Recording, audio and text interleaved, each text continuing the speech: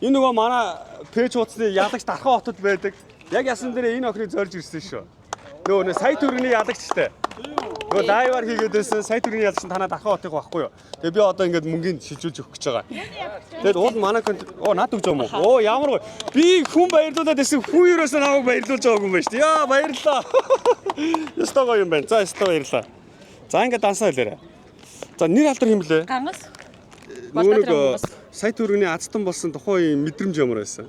Тэгэл хөөрөөл би бүр сандраад нөгөө яг толгоо угааж байгаа шууд нойлс гарч ирсэн шүү дээ. За тэгэл чамайг зориул ингээд Дархан хот руу ирлээ шүү дээ. За ингээд сая төгрөгийг шилжүүлж яахаа.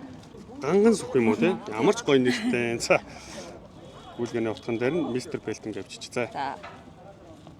Гоо.